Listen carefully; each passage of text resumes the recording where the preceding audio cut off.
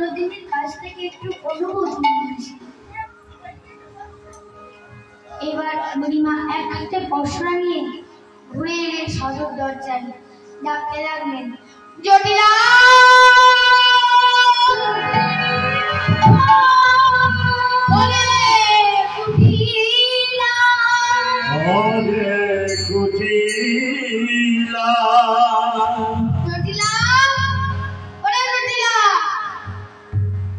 জটিলা বুড়ি ভেতর থেকে ভাবছেন, এই হেরামের মুন্ডা বলে কার এত বড় সাহস যে আমার নাম ধরে ডাকে, গিয়ে দেখতে হবে। এই বলে জটিলা বুড়ি কোমরে কাপড়টা বেঁধে যেই সদর দরজা খুলেছে অমনি চমকে গেলেন। এই কি বুড়িমা, তুই এখানে কি করছিস? বুড়িমা বললেন, জটিলা তুই আমার করে কোমরে কাপড়টা বেঁধে এলি যেন তুই আমার সঙ্গে ঝগড়া করবি। ঝগড়া করবো কেন?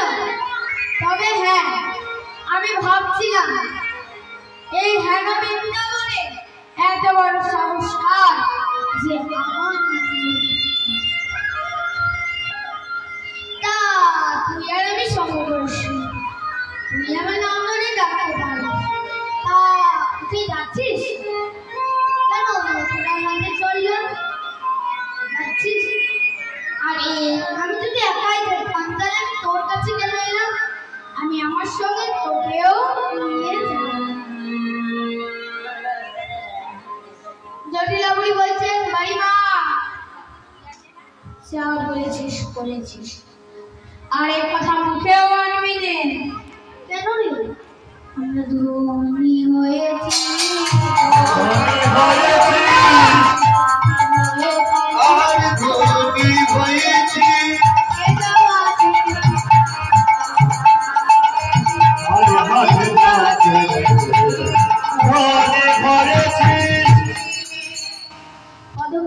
বলছেন তোমরা ধনী হয়েছ, কার জন্য যে ধনীটা হয়েছ সে কথা তো বললে না।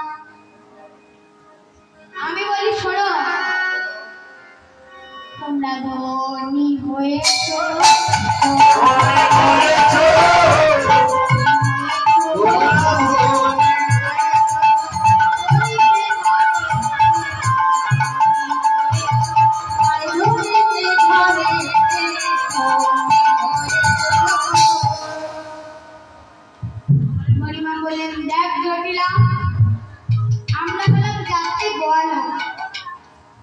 আমাদের কাজ হলো দধি দুগ্ধ ঘৃত ভোজ খেয়ে যা বেঁচে যায় মথুরা হাতে বিক্রি করতে দিয়ে।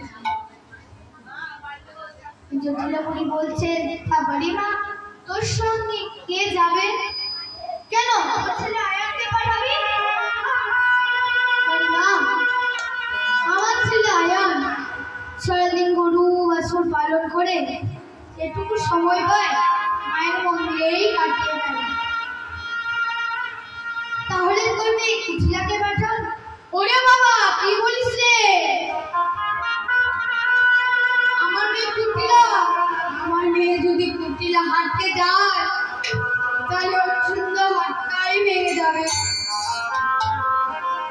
বুড়িমা বলছে, সে কি কথা? কোনো মেয়ে গেলে আমার হাত ভেঙে যায় নাকি? যাবে না, আমার মেয়ে যা মথুরা, তোর হাতে তো প্রচুর ভিড় থাকে। আমার মেয়ে চলতে চলতে কার পায়ে আগে যাবে, পা মারিয়ে তাহলে অত সুন্দর হাতটা ভেঙে যাবে না? তার চেয়ে বলে তুই একাই যা। বেশ ঠিক আছে, এই বলে বুড়িমা কিছু দূর গিয়ে মনে মনে ভাবছে, আমার বলা তো হলো না,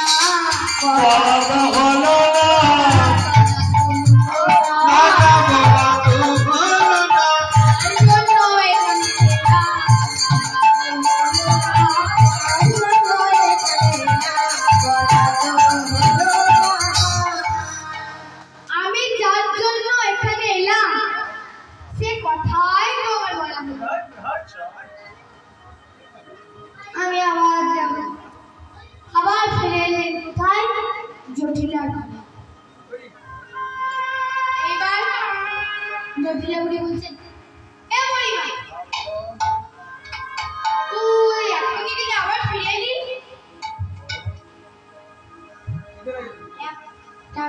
আমি কেন ফিরে এলাম জানিস? একটা কথা মনে পড়লো, কথাটা তোদের ঘরের কথা, তোদের ঘরের কথা। জটিলা বুড়ি ভাবছে আমাদের ঘরের কথা, কোনো ভালো খবরই হবে না। তা বুড়িমাকে বলছেন, এ বুড়িমা, কি কথা মনে পড়েছে বল? বলবো না। কেন রে, বলবি না কেন? বলবো না, তোরা যদি রাগ করিস। আরে বাবা, রাগ করার কি আছে, তুই বল। জটিলা, আমার কিন্তু প্রচন্ড ভয় করছে, তোরা যদি খুব রেগে যাও। কথা দিলাম রাগ করবো না, করবো না, করবো না। বল তাহলে শোন, তুই তো জানিস আমি প্রত্যেকদিন সকালবেলায় যাই স্নান করতে। আজ আমি যখন গিয়েছিলাম তখন আমি নিজের কানে শুনতে পেলাম বৃন্দাবনে এক নগরী আরেক নগরী বলছে, তোদের ঘরের বউ নাকি, তোদের ঘরের বউ নাকি, তোদের ঘরের বউ নাকি, তোদের ঘরের বউ নাকি, কৃষ্ণ বলো কৃষ্ণ বলো। এই কথা কিন্তু আমার নয় জটিলা, সবাই বলে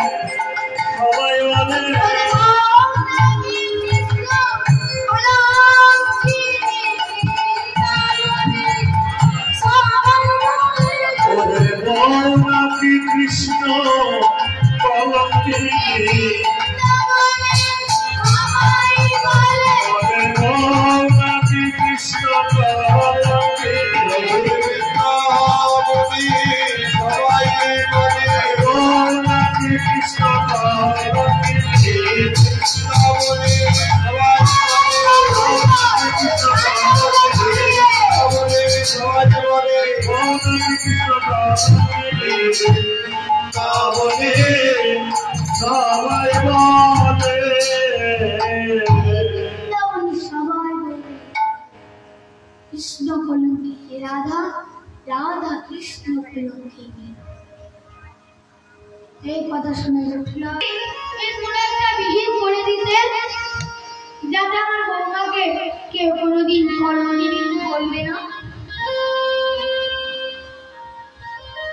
ভক্তমণ্ডলী মায়েরা, কোন শাশুড়ি মা চায় যে তার বৌমাকে সবাই কলঙ্কিনী বলুক? চায় না তো? তাই জটিলা বুড়ি বারবার বলছে, মা এই কোন একটা বিহিত করে দে না। বুড়িমা বললেন, একটা উপায় আমার কাছে আছে। কি উপায় বল না? দেখ, আমি তো প্রত্যেকদিন যাই মথুরায় বিক্রি কিনে, তাহলে তোর বৌমাকে আমার সঙ্গে পাঠিয়ে দিবি, যাবে আসবে বিক্রি কিনি করবে, পয়সা পাবে, পয়সা কৃষ্ণ নাম করে শুনই। আরে তাকে কেউ আর কলঙ্কিনীও বলবে না। তাই জটিলা বুড়ি বলছেন, বুড়িমা উপায়টা কিন্তু ভালো বলেছিস, তাহলে তোর বৌমা, তাহলে আমার বৌমাকে তোর সঙ্গে নিয়ে যা। আজ আমি চলে এসেছি, কাল হয়তো তোর বৌমাকে আমার সঙ্গে নিয়ে যাবে। জটিলা বুড়ি বলছে, না বুড়িমা, হবে না। শুভস্য শীঘ্র অশুভস্য কাল হারা না, তুই আমার বৌমাকে এক্ষুনি তোর সঙ্গে নিয়ে যা। ভক্তমণ্ডলী মায়েরা, এই যে আমি বললাম শুভস্য শীঘ্র অশুভস্য কাল হারা না, এই কথাটি কে বলেছিলেন, কাকে বলেছিলেন এবং কখন বলেছিলেন জানেন? এই কথাটি বলেছিলেন রাবণ। কাকে বলেছিলেন? শ্রী রামচন্দ্রকে। কখন বলেছিলেন শুনুন। তখন শ্রী রামচন্দ্র রাবণকে মৃত্যুবাণ মেরেছিলেন। তখন রাবণ মাটিতে পড়ে গেছিলেন। তখন বিভীষণ বললেন, আমার দাদার মতো রাজা এই পৃথিবীতে দ্বিতীয় আর কেউ নেই। তা তুমি যদি আমার দাদার কাছে কিছু অনুমতি দেওয়া, তাহলে তুমি অযোধ্যায় গিয়ে ভালো করে রাজ্য পরিচালনা করতে পারবে। তাহলে যাবে প্রভু। তখন রামচন্দ্র, বেশ ঠিক আছে, তাই হবে। এবার রামচন্দ্র রাবণের কাছে গিয়ে বলছে, রাবণ, তুমি যাওয়ার আগে আমাকে কিছু উপদেশ দিয়ে যাও, যাতে আমি অযোধ্যা গিয়ে রাজ্য পরিচালনা করতে পারি।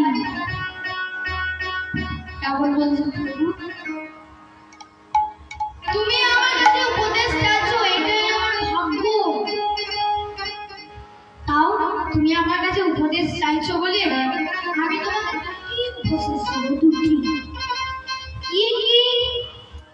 প্রথম, শুভস্য শীঘ্রম অশুভস্য কালহারাণম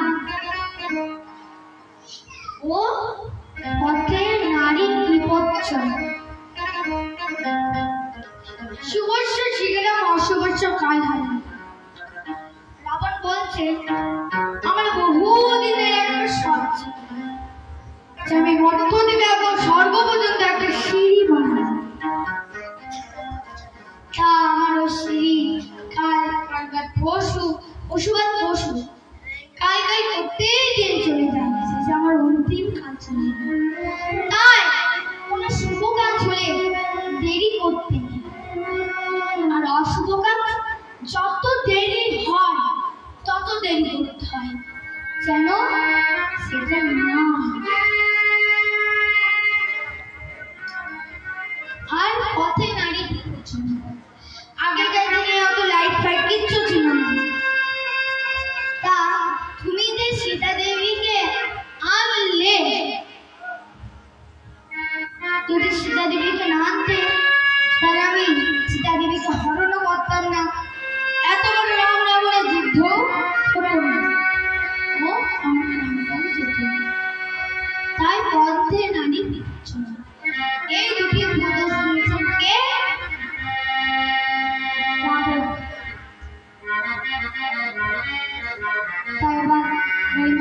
মনে মনে ভাবছেন, আমি যখন নেওয়ার জন্যই এসেছি, তা কি করে বলি তোর বৌমাকে আমার সঙ্গে পাঠিয়ে দে এবং অনুমতিটা দিয়ে দে। সেই কথাটা আমাকে একটু ঘুরিয়ে ফিরিয়ে বলতে হবে তো।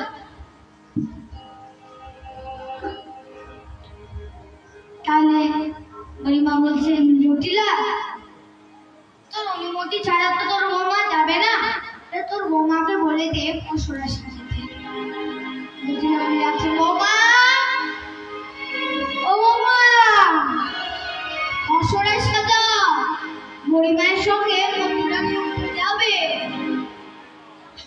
এই দিকে গরিমা এসে বলছেন, ও না একটা পশুরা সাজা,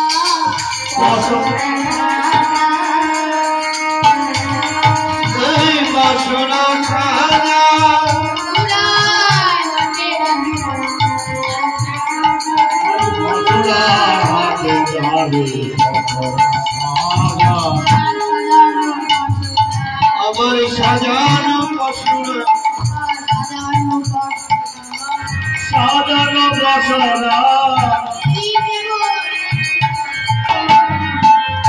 গণিত গণিত ঘরে সাজানো বসরা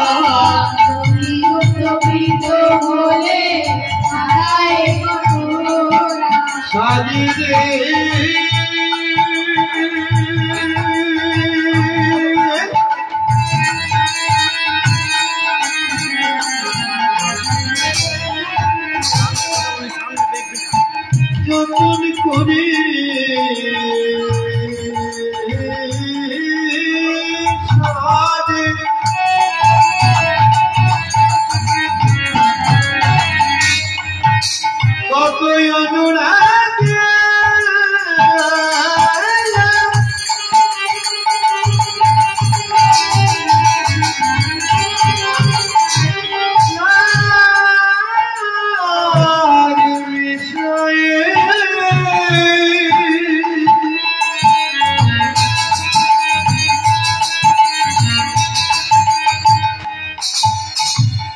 কারু মধুর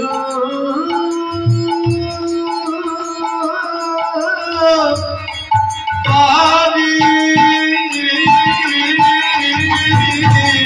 সহিল গীত ভোলা সাজানো গীত গুলি সাজাই পশুরা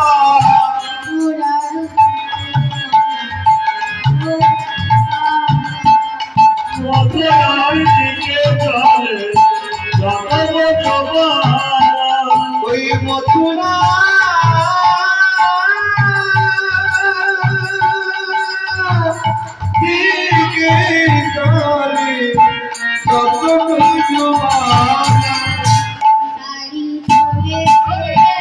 সারি সারি চলেছে সারি সারি চলেছি সারি সারি চলেছে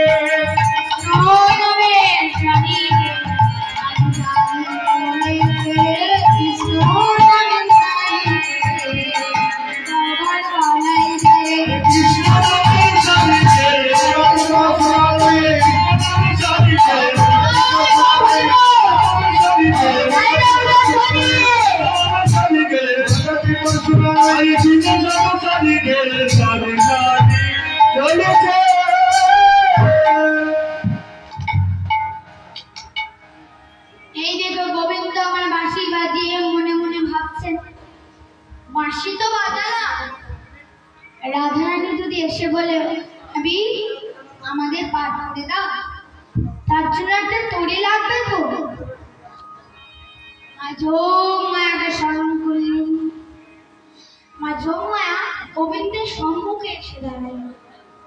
গোবিন্দ বলে